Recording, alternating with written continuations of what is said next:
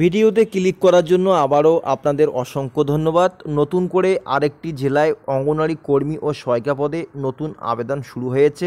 আপনারা অবশ্যই অনলাইনের মাধ্যমে আবেদন নথিভুক্ত করতে পারবেন। কিভাবে আবেদন করবেন এবং এখানে আবেদন করার জন্য চাকরি প্রার্থীদের শিক্ষাগত যোগ্যতা কী লাগবে, অনলাইনে আবেদন করার সময় কী কী ডকুমেন্টস আপলোড করতে হবে, ফটো এবং সিগনেচার কত কেবির মধ্যে হতে হবে, সম্পূর্ণ বিস্তারিত তথ্য স্টেপ বাই স্টেপ আলোচনা করা হবে আজকের এই ভিডিওতে। তো অবশ্যই আপনারা দেখতে পাচ্ছেন একসঙ্গে বিভিন্ন কিন্তু বিজ্ঞপ্তি এখানে প্রকাশিত হয়েছে। দেখতে পাচ্ছেন বিভিন্ন ব্লকে বিভিন্ন বিজ্ঞপ্তি প্রকাশিত করেছে আইসিডিএস অঙ্গনওয়াড়ি কর্মী ও সহায়িকা পদে। তো আপনারা যে কোনো একটা লিঙ্ক এখানে ওপেন করতে পারবেন। এখানে অবশ্যই দেখতে পাচ্ছেন এখানে কিন্তু অ্যাপ্লাই লিঙ্ক অপশান রয়েছে। তো যখনই আমরা অ্যাপ্লাই লিঙ্ক অপশানে ক্লিক করব, নতুন করে কিন্তু আমাদের একটা ওয়েবসাইট ওপেন হবে। যারা আবেদন করবেন অবশ্যই, আমি বারবার বলছি, যারা আবেদন করবেন অবশ্যই ব্লক অনুযায়ী বিজ্ঞপ্তিগুলি ডাউনলোড করবেন। ডাউনলোড করার পরে আপনাদের ব্লকে কতগুলি পোস্ট ফাঁকা রয়েছে সে বিষয়ে কিন্তু প্রথমে দেখবেন এবং তারপর তোমাদের বয়স কত লাগবে সেটা উল্লেখ করতে হবে বা দেখতে হবে। এরপরে যোগ্যতা দেখতে হবে। তারপরেই কিন্তু আপনারা লিঙ্কটাতে ক্লিক করে সরাসরি আবেদন করতে পারবেন।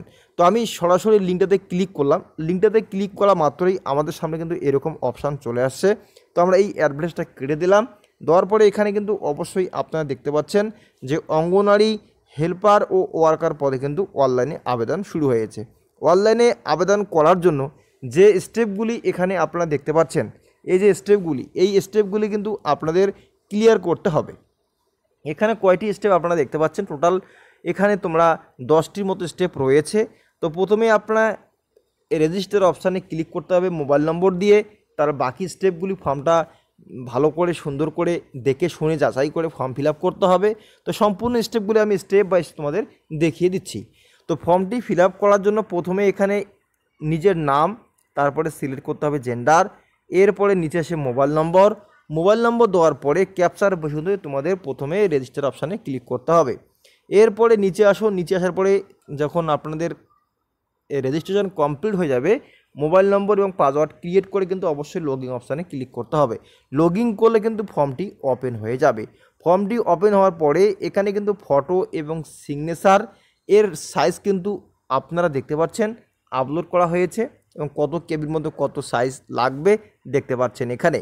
তো আপনারা ফটো আপলোড করতে পারবেন এখানে 25 কেবি থেকে 50 কেবির মধ্যে, ঠিক আছে, এবং সিগনেচারও আপলোড করতে পারবেন, সেটাও কিন্তু উল্লেখ করা হয়েছে 20 কেবি থেকে 10 থেকে 20 কেবির মধ্যে।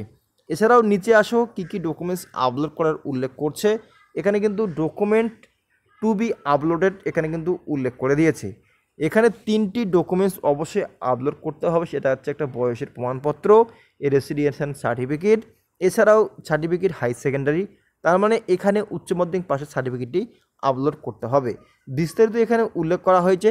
যারা এই পর্যন্ত দেখবেন এবং যদি স্টেপ বাই স্টেপ অনলাইনে আবেদন ভিডিও দেখতে চান অবশ্যই কমেন্ট বক্সে কমেন্ট করে জানাবেন।